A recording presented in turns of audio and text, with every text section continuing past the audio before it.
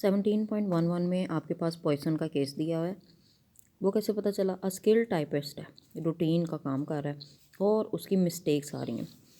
Rare event distribution भी कहलाती है पॉइसन डिस्ट्रीब्यूशन। आम काम क्या है कि टाइपिस्ट है, वो काम कर रहा है और गलतियाँ नहीं हो रही। मिस्टेक्स जो हैं वो अनयूजुअल इवेंट आ रहा है उसमें। और वैसे भी इसमें देखें, ये 0 से 6 तक दिया हुआ है और ये n दिया हुआ है। अब इसमें उसने क्या भी दिया है कि ये पॉइसन डिस्ट्रीब्यूशन के लिए आपने goodness of fit find out करना है। सेम उसी तरह जैसे बाइनोमियल का किया है, फार्मूला लगा के इसको काम करना है। सबसे पहले आप हाइपोथेसिस सेट कर लेंगे कि पॉइसन डिस्ट्रीब्यूशन आपके पास गुड फिट है और म्यू इसमें अनस्पेसिफाइड है, और H1 क्या हो जाएगा कि गुड फिट नहीं है। लेवल ले लिया 0.05, फिर उसके बाद स्टैटिस्टिक अप्लाई कर दिया। डिग्री ऑफ फ्रीडम के -1 -m। उसी तरह से सबसे पहले आपको चूँकि पता है कि ये पॉइसन डिस्ट्रीब्यूशन है और उसमें एक ही पैरामीटर होता है म्यू बराबर होता है मीन के, तो आप इस डाटा में से सबसे पहले x और f की बुनियाद पे summation F x over summation f करके तो x बार यानी म्यू की वैल्यू निकाल लेंगे। फिर उसके बाद जैसे आपने पिछली एग्जाम्पल में बाइनोमियल का फार्मूला लगाया था, यहाँ पर पॉइसन का लगाएंगे। उसका फार्मूला होता है e की power lambda, lambda raise to power x over x factorial. Lambda यहाँ पर ये है जिसको आप म्यू भी कह सकती हैं।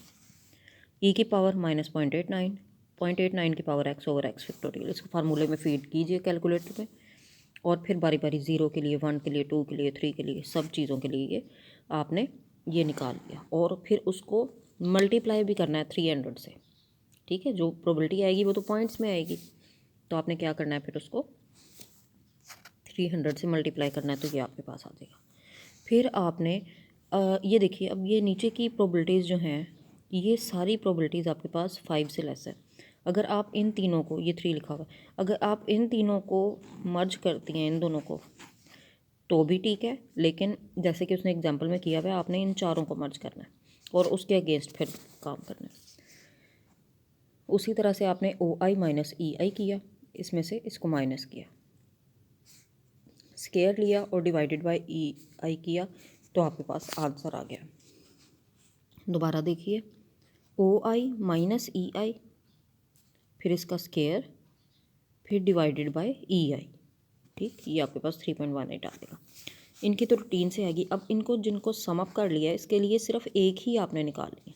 OI भी इन सबको ऐड करेंगे तो ये आ जाएगा। इसके लिए इनका डिफरेंस लेंगी, 25 माइनस 18, ये आ गया। और फिर इसी तरह स्केयर लेके डिवाइडेड बाय EI करेंगी तो 2.3 है। इसकी ये करने की वजह ये होती है कि इसकी ना एक अजम्पशन होती है कि 5 से लेस अगर आपकी प्रोबेबिलिटी है तो वो अच्छा रिजल्ट नहीं आपको देगी, तो इसलिए आप मर्ज कर लेती हैं। तो काई स्केयर आपके पास क्या है, काई स्केयर की वैल्यू इस एग्जांपल के तहत 10.01 आ गई है, ठीक है। ये उसने बताया भी हुआ है, उसने कहा है कि अगर आपकी एटलीस्ट 5 होनी चाहिए, इसलिए आप कंबाइन करेंगे उसको। काई स्केयर का फार्मूला कर लिया, उसमें वैल्यू पुट कर दी, उसी तरह से क्रिटिकल रीजन की वैल्यू फाइंड आउट कर ली। 4 -1 करके आपके पास 2 आ गया। इसमें टेबल वैल्यू देख ली। टेबल वैल्यू देखने के बाद अब आपको पता चला 5.99 को कंपेयर करना है और 10.01 को। 10.01 बड़ा है आपका, ठीक है, 5.99 से। इसका मतलब है कि आपकी सेटिस्फेक्शन हो रही है इसकी क्रिटिकल रीजन की, यानी आपकी स्टेटमेंट जो है वो रिजेक्ट हो रही है। इसका मतलब है कि पॉइसन डिस्ट्रीब्यूशन के लिए ये डाटा गुड फिट नहीं है।